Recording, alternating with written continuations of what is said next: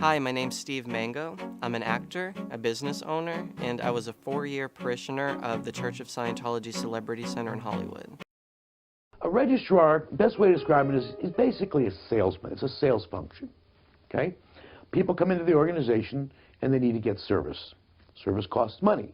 The registrar works with them to basically, if you cut through all the stuff, he works out how they get it paid for. And their performance is measured by statistics. The registrar's statistic is the amount of money brought in. It's not necessarily how many people were helped, it's how much money got brought in.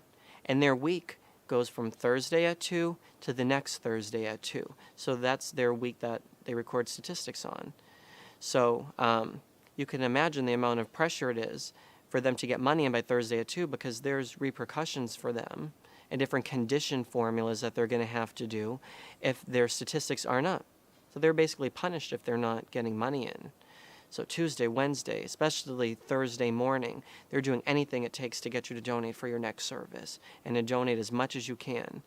And they all compete on how much money they can bring in. So it's really unethical how Scientology regs you for money. There's just a numerous amount of stories out there, including mine, that really showcases that Scientology is a money-making organization. One of the new persons registered in Scientology was an actor himself before he joined the Sea organization. Now, they intentionally make him your registrar when you first get into Scientology because he's really friendly and he's really good with the new people. He's one of the top producing registrars, of course, because he gets all the new actors in and he tells them how Scientology has helped him in his acting career and his music career and how they can gain similar successes. So he basically gets you to donate more money than you were initially intending to spend that day, because he uses the Scientology as the way to acting stardom, and he gives all the rags to riches stories how Scientology has helped someone like you who came into Scientology who maybe not really had anything but has now had their career boomed by taking these different Scientology courses. So then again, you're going in Scientology and you're going in on a new day thinking, let's see if they're going to be able to help me today. And you go in and what happens? You donate more money because they use these different lines on a very vulnerable young actor saying, look, this is the way. Take this course. It's X amount of dollars, but you need this course. Let's max out your credit card and we're going to be able to help you. So one time I was waiting for one of my receipts to print out, and I was sitting at one of the desks. I was just looking at my phone or whatever, and there's a few other registrars that were standing by that desk. So then I overheard one of the regs, and she basically just said, I don't even care what they say to me, talking about the public Scientologist. I will say and do whatever it takes to get them to give me their credit card number. Just point blank. Now at this time, I was starting to become more of a believer. So I kind of ignored it. I kind of just said, well, they're just doing it for, the greatest good. I started reasoning how a Scientologist would reason overhearing that statement, not thinking, well, maybe this is a red flag over here, that maybe something's not right. At the end of the course period, when you're about to leave, whether it's for lunch or whether it's a dinner break or whether you're about to go home, you have to go out one door. Now the regs line up all along that door. So you're going to have your IAS reg, you're going to have the ones trying to get money for courses, the bookstore officer, anyone whose job it is to collect money from you, they're lined up by those doors. So when you leave, one of them is about to grab you and pull you into one of their offices and reg you for money. So some Scientologists start trying to find back doors that they can leave through so they don't have to face the regs. But the regs know that, so they may start waiting for you in different areas. So they kind of spread themselves out. Now, to think you're in a church and you have to think about an escape route so you don't have to pay them any money. I mean, there's just a number of times I was going out that back door just cringing because I knew that they were going to ask me to maybe donate for something that I didn't finish paying for, or they were going to try to get me to up my status level for something. So, I mean, just the idea that these regs have to and come after you right after course to get your money. You can't even finish your Scientology course you're on. They want more money from you. They take you off a course. It's ridiculous. So I get to my car one night, and it's about 10 o'clock, and it's after course. And I hear a tap on my window.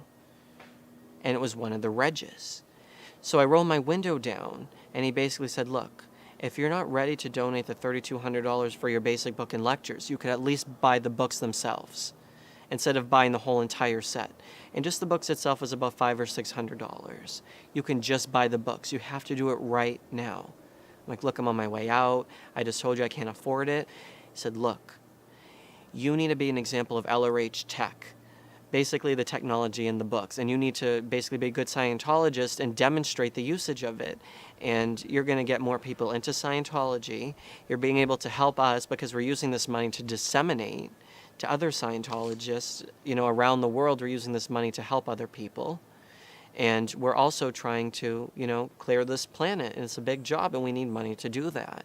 I basically was able to drive away after a half hour of him standing at my window. I can't even leave. I have them asking me for money the second I step onto the property, the second I leave the property. So I get home one night, and I get a call. And I got home kind of late because they were regging me for hours and hours. So I get a call from their bookstore officer. It's about like 2 a.m. at this point. So I'm thinking, why is the bookstore officer calling me at like 2 in the morning? So I answer the phone. I need you to buy those lecture tapes that we talked about. And I said, look, I can maybe come in tomorrow. I'm going to be here. Maybe I'll look into purchasing them if, I can somehow make it go right with my finances. And he's like, look, I need the money right now. I'm like, well, why can't I just come in the morning and pay for it? What's the big rush? He's like, look, I can't even go to sleep until I get my quota met. And my quota is whatever his quota was. And I just need X amount of dollars, which is the cost of those lectures, so I can be able to stop calling people in the middle of the night to get them to buy something from me. Now, just the desperation from him that I needed to buy these lectures, and he couldn't even go to sleep. It just like something wasn't right, and I just felt so bad for these Sea Org members who basically live and work there 24/7 and think that he's going to bed at 2 a.m. and he has to wake up at 5 or 6 a.m. and have a whole new quota. They are so money motivated. He can't go to sleep until he sells more books. I was at the event where they released the L. Ron Hubbard encyclopedias. And after the event, the doors opened, and there are all the staff members with forms trying to get you to buy several sets of the encyclopedias. Now, I wasn't going to buy the encyclopedias because they were $750, and I didn't have the money at the time. And again, I just didn't feel that they were necessary because I already was spending thousands of dollars on books and other things that I wasn't even using at the time. So me and this other girl who I was friends with, who is a Scientologist, were having to fight through all of the different staff members because they just kept approaching us while we were walking, saying, how many sets are you going to buy? And do you want to donate a set to the library or whatever? They were just trying to get you to buy as many sets as possible because, of course, they were working on their stats, and they had to sell so many books, and they were working on quotas. So it was at the very end of the event, and we finally make it to the parking lot.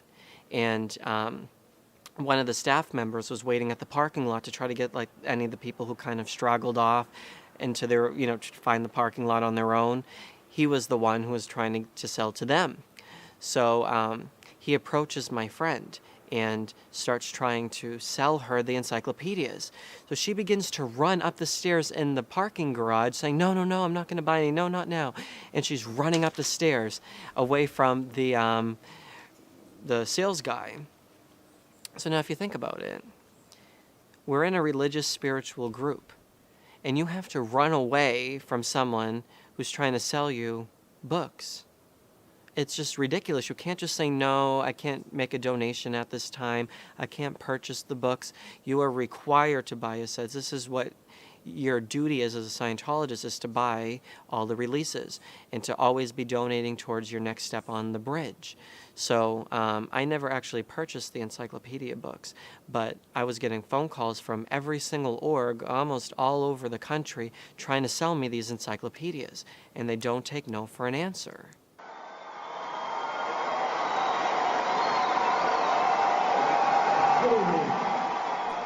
Scientology leader David Miscavige had called his flock to Clearwater's Ruth Eckerd Hall on June 30, 2007, for a major announcement. Over the next 3 hours, he explained that a team of church specialists had located and restored all of Scientology founder L. Ron Hubbard's recorded lectures from decades ago, including recordings that had never been available to church members. Listening to Hubbard's lectures, the team also determined Hubbard's texts were incomplete and out of order in places. Those volumes also were re-edited. Now, Miscavige said, the church had all of Hubbard's scriptures in complete form for the first time. The new collection of 18 books and 280 lectures on CDs was called The Basics. Miscavige called it the golden age of knowledge for Scientology. It also became a golden age of revenue for the church. The Basics would cost parishioners $3,000 a set. Church staffers sold them aggressively in an effort to disseminate Hubbard's scriptures worldwide. Yes, that too, all of it. You can have it all. Ladies and gentlemen, I present you The Basics. So I was in one of the Reg's offices, and he was trying to sell me the Basic Book and Lectures, which are basically just all of L. Ron Hubbard's scripture. And the whole set of the Basics were $3,200. So obviously, I'm still in the same financial state I was in. I'm a new actor. I'm trying to get my career going. I don't have just a spare $3,200 to be buying just sets of Scientology books. I was still considering myself a really strong believer in Scientology. This was basically my life. But again, I can't afford basically to be a Scientologist at this point.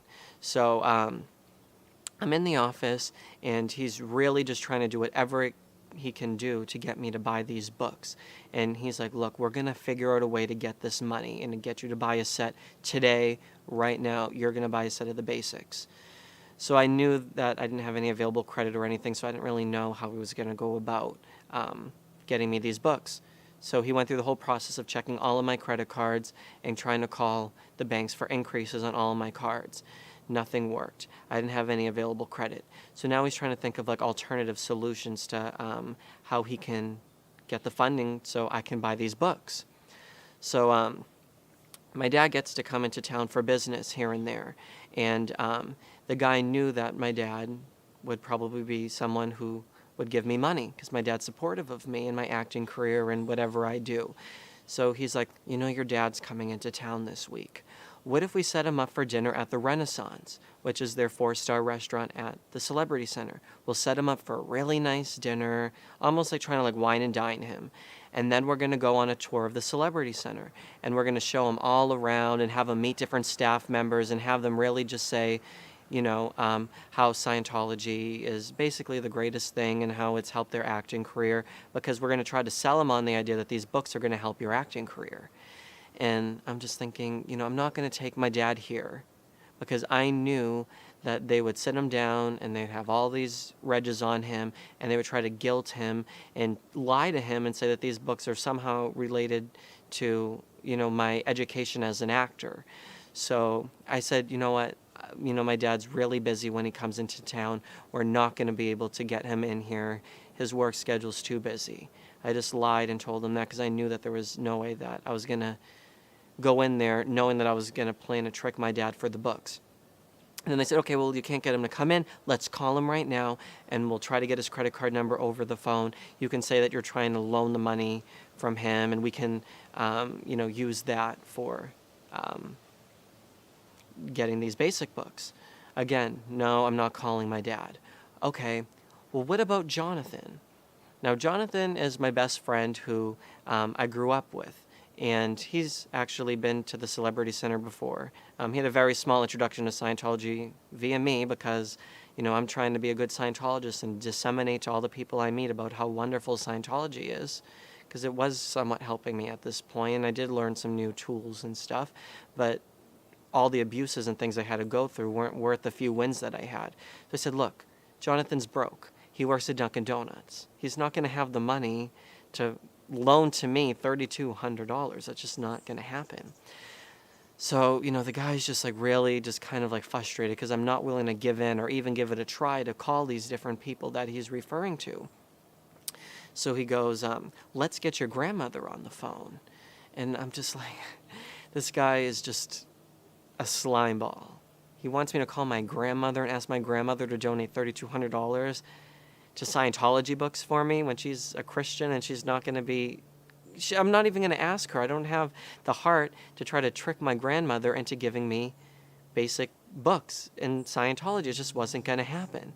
He's like, all old people have a little bit of money that they're sitting on.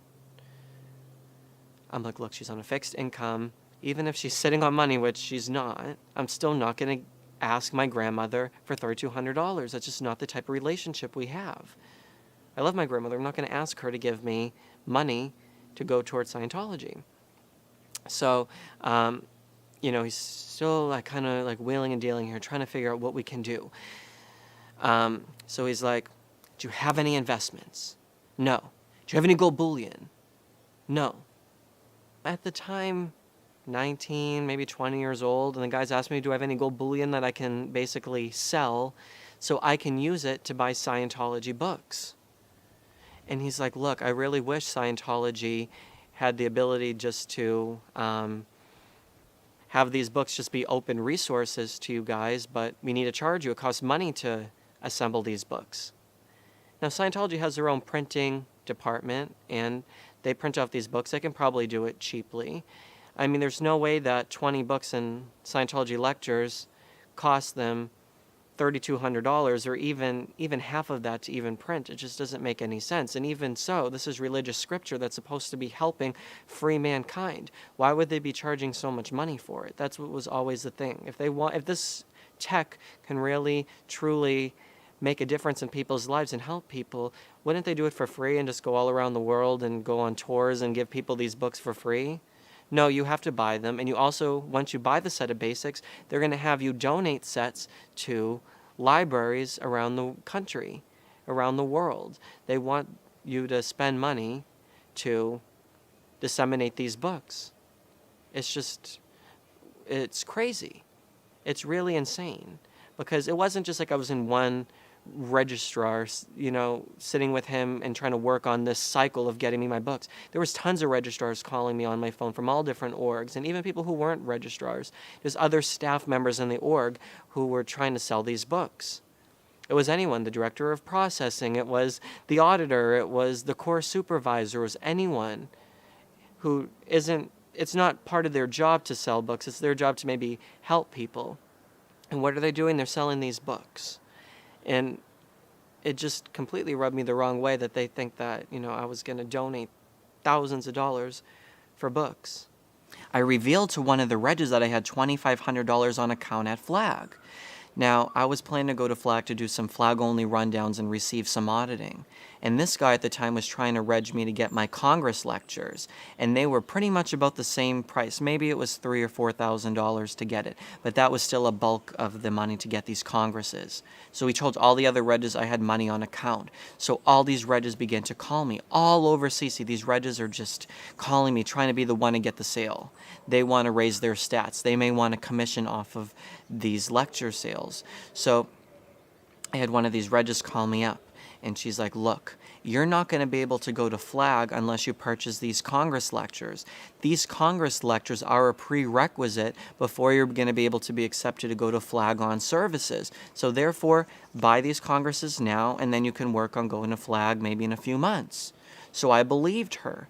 So then we extracted the money off of account at Flag, and we billed it towards these Congress lectures. And I was really excited to go to Flag. I thought I was really going to get a lot of help by doing these Flag auditing rundowns that you can only do there. But then they got me to buy these lectures that I wasn't even going to listen to. I heard he had a whole set of basic books that were just sitting and collecting dust at the time. So then at the time, I'm like, thank you for helping me. Because I thought she was helping me so I could be able to go to Flag to do these other services. And she laughs. And it made me feel like ripped off because she's laughing, and I thought she would maybe be like, yeah, I'm just trying to look out for you and make you move up the bridge in Scientology. No, she laughed. I felt like a sucker. I felt like I was just totally taken advantage of right then and there.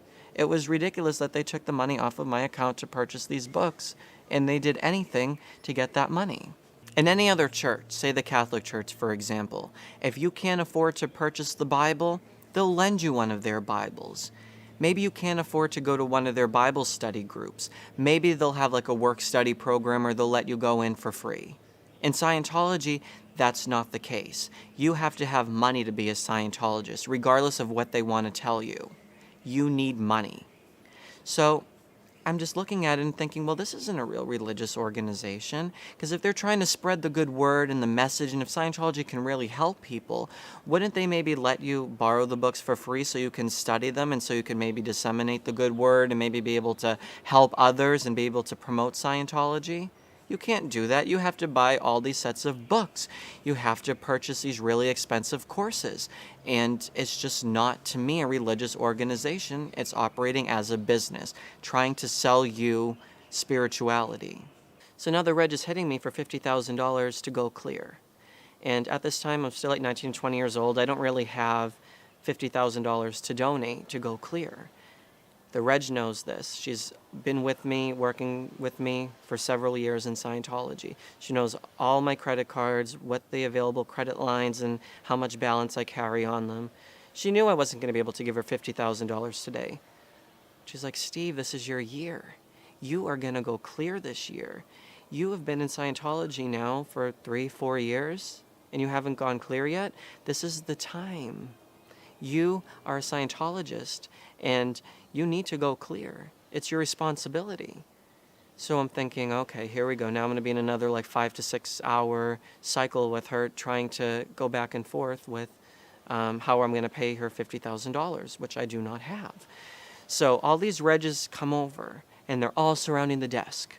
So I have all these Regs over there with iPads. She's like, we're going to all start applying for credit cards for you. So basically, all the Regs had iPads. They got my social security number.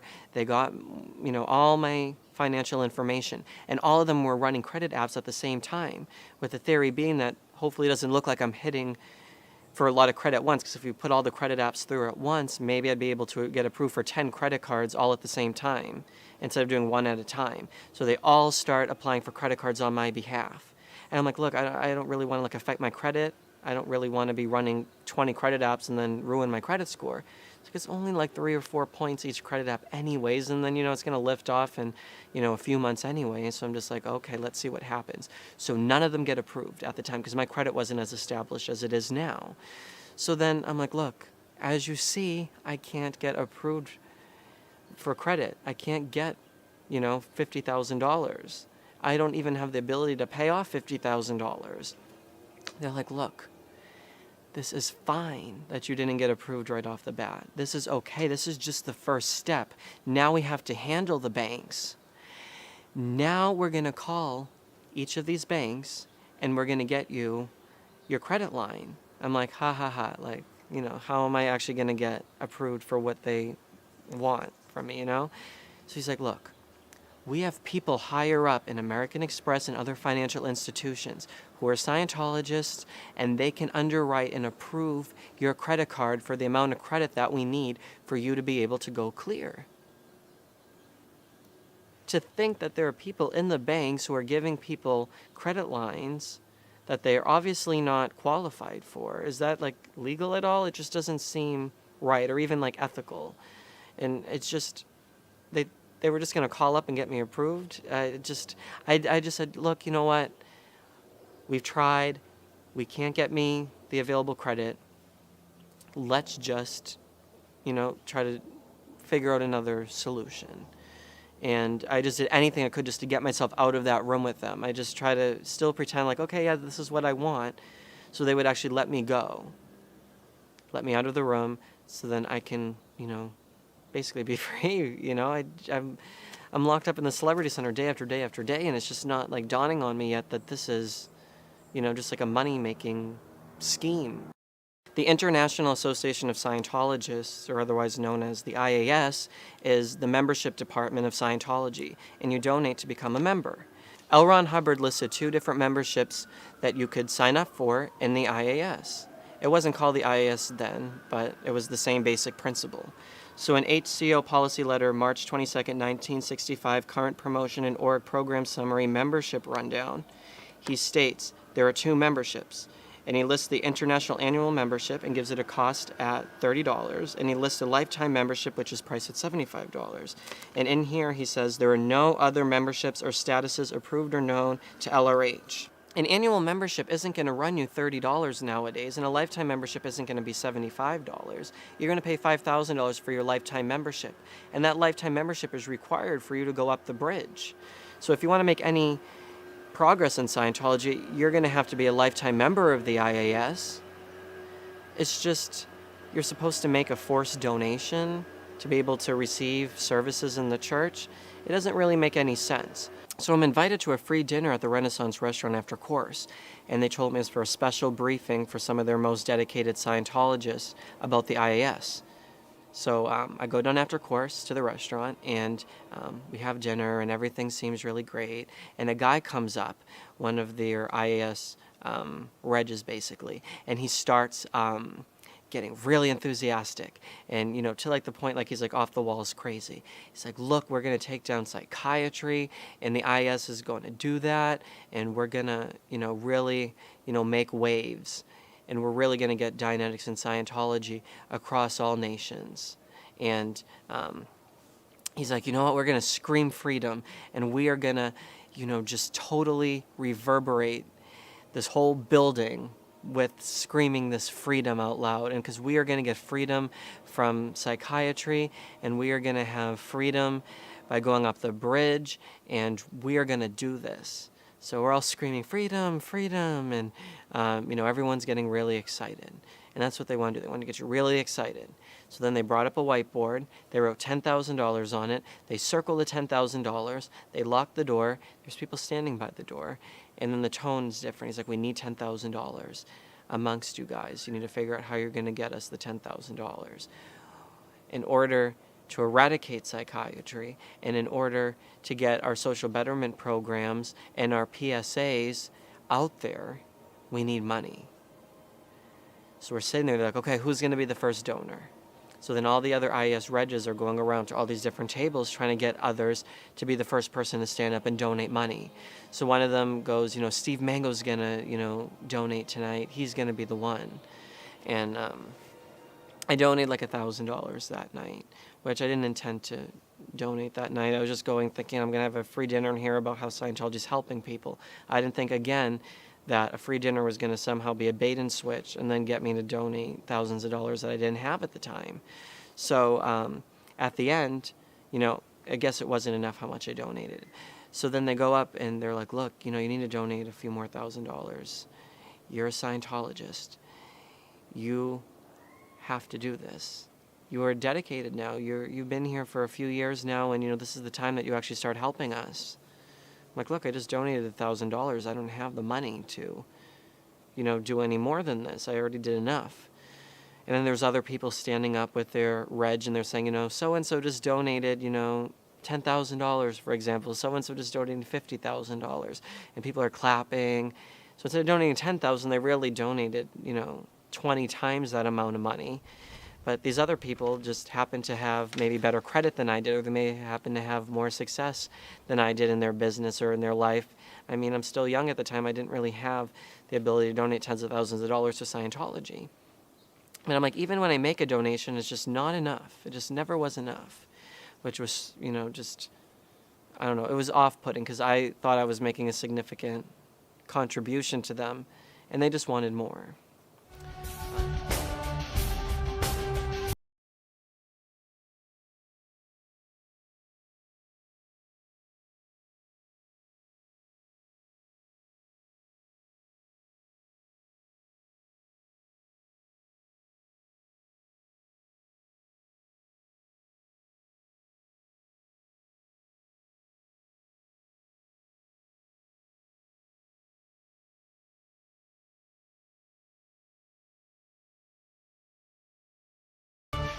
I was sitting in the HGC one day, which is the Hubbard Guidance Center, and I was waiting for like an interview or something. So I'm sitting there, and the IAS Reg comes up to me. We have to reach this quota today. It's $50,000, for example. I don't really remember the exact amount, but it was around that amount.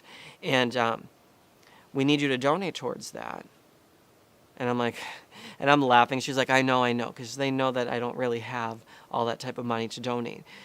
She's like, look, if we meet this quota, us Sea Org members are going to be able to go to a Cirque du Soleil show as a reward. So we're laughing because she knows I don't really have a lot of money, but she needs a lot of money so she can be able to go and reach her quota for the day, and so she can go to her Cirque du Soleil show. So she's like, what's the max dollar amount that you can donate today? And I'm like, look, I don't really have anything to donate today because I've already been donating tens of thousands of dollars throughout the last couple months. I don't have, a significant amount that I can donate. So she's like, $50? I'm like, I can do 25. She didn't even want the $25. She's like, it's not even worth it. She's like, it's not even worth filling out the form. You know what, let's meet again and, we can work on getting a sizable donation, which is going to have much more of an effect than just $25, $50. She ended up calling me one night, and I ended up donating $5,000 towards my lifetime membership. So I donate the $5,000, and she's like, we're going to set up a photo shoot for you, too, because we're going to do a photo shoot of you around CC, and we're going to put you on posters. And on the posters, we're going to advertise donating towards your lifetime membership. So that was one of the ways she was trying to sell me to get me that $5,000 initially. That's a cool thing. You're going to be around CC and everyone's going to know all about you. I do the photo shoot around Celebrity Centre and I start appearing on posters around the org. And I'm just like, how did I give them $5,000? How did they talk that out of me? Because every time after they got a little bit of money out of me, even if at the time I was willing to maybe donate in that second, I go home that night, I'm like, how did I give them so much of my money? So I gave them my $5,000, but it was probably around that time, like a month or two after, that I actually left Scientology. So just happens to be right after I donate, I left Scientology. There was another really crazy IAS reg cycle that I was in, and she basically got me down to come down to her office. She's like, look, I need you to donate the total amount of your checking account to the IAS. This is pro-survival, and this is the best, most important way that you can utilize your money that you have in your checking account. She's like, I know it's scary. She said just like that, I know it's scary. I know it's really hard to confront this, but you must do this because it's pro-survival, it's higher purpose, and we're going to actually build a purification center in New Orleans or something, and we're going to get so many people through it, and your donation is going to go towards that. Now I'm thinking, is she crazy? I was trying to figure out if she's really serious or not. She thinks I'm going to spend my whole checking account to donate towards the IAS. So I'm looking at her and I'm trying to figure out, is she serious? Is she not? And I'm just trying to feel her out, like, am I supposed to be laughing? But she's dead serious. She was serious, after all. So, I'm like, look, Melissa, I'm just entertaining her at this point. I wasn't going to give her all my money. I'm like, what about gas? I need to get home tonight. I don't have any gas in my tank. And I need to buy for groceries, for food. I was just trying to see, to what extent are they willing to go at to get my money? She's like, look, you're worrying about too much of the logistics. Take that out. Stop questioning and answering. Just do it. I'm telling you what's in your best interest, and it's to donate towards the IAS and to give us the money that we need. So I didn't give her, obviously, my whole checking account. I probably gave her, a few $100 just to keep myself from, trouble. You can't just say no and not donate. You have to at least give a little bit of something. So I donated a little bit that night. But to think that they just want all my money in my whole bank account, where I'm saying I can't even feed myself if I give you all my money, and they're saying, well, this is for your best interest and for the best good of Scientology, and you're just thinking about yourself right now. You have to think about others. So that was really insane. And of course, through this whole time, I'm questioning Scientology and thinking, is it really worth staying here for what I'm hoping to get out of it, which are the gains and to be able to help my acting career and just my personal self and to get rid of this reactive mind, or do I leave? But still, I was still invested so deeply, and I wanted it to work so badly.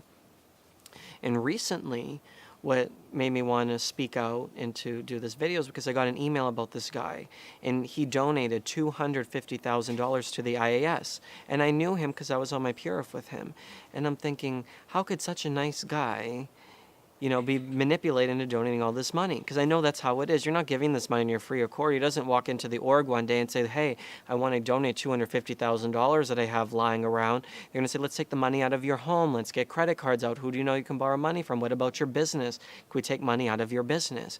They'll do any way, to drain the money out of your account. They'll do whatever it takes, basically, is what I'm trying to say, to get the money out of you. And people like that, they hit them and hit them and hit them and hit them until you're just weak enough and you donate. And they're saying, well, look, you have to be a patron to go clear now, and you need $50,000 for your patron, so how are we going to do it? And you need $50,000 to go clear anyway, so how can we get $100,000 right now? So that's basically why I decided to kind of speak out a little bit, because I said, I want to stop people from actually having to be tricked into donating all this money, when obviously donating this money isn't going towards the causes that they say it's going to. So it's just totally mind-blowing, the amount of money that they can extract from their parishioners. If you don't donate enough money, you can be security checked, and they can try to find out what your evil intentions are. Are you connected to someone who's antagonistic to Scientology? They can, forbid you from going up the bridge any further in Scientology, so cut off your spiritual freedom because you weren't willing to donate enough to the IAS. There's just a number of different ways that they try to control you, so then you feel like you have to give this money. They may say, well, you can't, be a Scientologist anymore. You can't talk to your friends and your family, and you can't go up the bridge because you're not willing to be like a true Scientologist and really, be on the team, because you're not willing to contribute enough money to be able to be like a, true dedicated Scientologist. And what they think is a true dedicated Scientology through a financial donation. It's not like how much time you're willing to spend on course, whatever. It's okay, how much money can we get? And if not, you're going to have to suffer different consequences. And, if someone thinks that they're not going to be able to speak to their family or friends or anymore, and they've been a Scientologist all their life, what else are they to do? They think this is the way to spiritual freedom. They think these courses are helping to, clear the planet and to clear themselves. So they think, well, I need to, take money out of my home because this is the way to spiritual enlightenment. My home is just a brick wall, but the gains you get in Scientology and through other people that I'm being able to help through my donation are more important than, say, having my home. My spiritual freedom and other people's spiritual freedom is more important, so I'm going to donate, say, $1 million to the church because, Scientology will be around for a lifetime. Maybe I'll help create that versus, oh, I have a home that I live in. Who cares about that? I'm a spiritual being. So that's how they trap you into, donating all this money.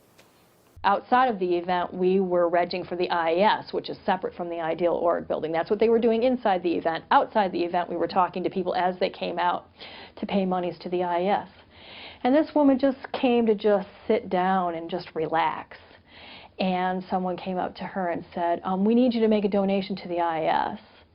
And she said, oh gosh, my husband and I just made a $100,000 donation to the Ideal Org building. And this person was just like, well, that's great, but that's not the IS, and we need you to make a donation to the IS. And I thought, I was just dumbfounded. My goodness, the person just donated $100,000. It's not just like, what have you done for me lately a week from now? It was like, what have you done for me lately 5 minutes from then? That's where it just starts to get so extreme. Then after a while, with all the different pressures and the different things, because I would reg someone or ask someone to donate, say, $30,000, $35,000 to become a patron of the IAS. The next week, that person was being asked to buy $10,000 worth of books. And then the next week, that person was asked to do something else, and I was just starting to feel that there was so much greed, and it was making me physically ill, actually. I just couldn't do it anymore. When there's a disaster, the IAS exploits that. So say, for example, with Hurricane Katrina, right after that happened, the IAS regs went after for donations, and they really try to guilt you. Don't you care about those people who lost their homes, people who are separated from their families and have nowhere to go? We're helping those people with your donations. We need you to contribute as much money as you can. And they also work on sending some of their Scientology volunteer ministers to go out to the disaster sites. They do it mostly, I believe, for public relations, to get photos at these disaster sites. So when the next one occurs, they can say, look at the previous disaster. We were out there helping. But in reality, they're not really helping. They're just using that disaster as a way to disseminate Scientology. So at the disaster site, they'll deliver assists, which are basically like light touches on the body that help you go into communication with yourself, they say. But in reality, that's not really helping with like the cleanup and actual real stuff that they need help with at these disaster sites. And the money they raise, maybe like 1 to 5% is actually going towards, say, Hurricane Katrina, for example. The rest is just going into, the leaders' pockets and is used to fund other things that aren't even having to do with the disaster. But they use, say, for example, the disaster to get more money out of Scientologists. And it's wrong.